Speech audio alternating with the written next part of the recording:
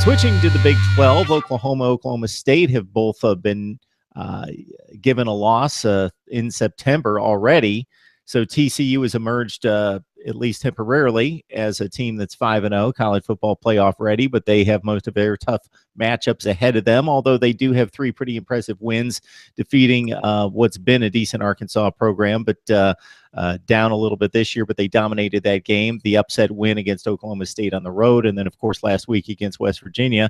Now TCU gets its next big game in Manhattan, Kansas, against K-State with a new quarterback on hand in replacing Jesse Ertz. Yeah, I thought last week was a very impressive win. You know, we talked about last week, Mark, that that was a game TCU could certainly lose, and they went out, played pretty well, and beat West Virginia 31-24. You know, you kind of keep waiting for the hammer to drop on TCU. You know, lose one of these games that they're favored to win, but I don't think it happened Saturday either. Jesse Ertz is out for Kansas State, like you mentioned.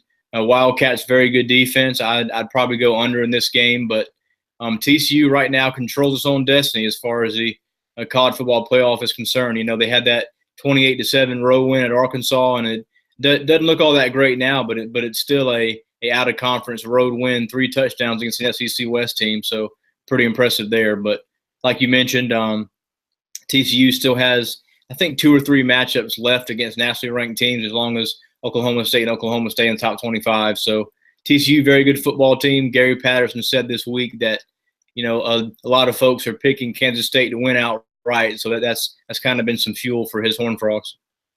Alex Delton gets the reins of the Kansas State offense, only threw 5 passes last week. That's his track record offensively in terms of throwing the football. So we know little about him. Was lightly regarded coming out of high school, 79 yards on the ground, though.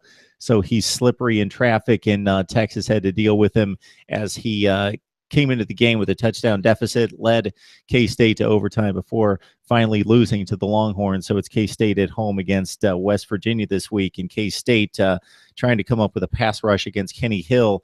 Saw a stat this week where no defensive ends for K-State have a sack this season, and they've been not been able to get to the quarterback, Sam Ehlinger being the latest that's thrived on the Wildcats on defense. So a lot of running out of K-State expected to keep the ball away from TCU and their explosive offense.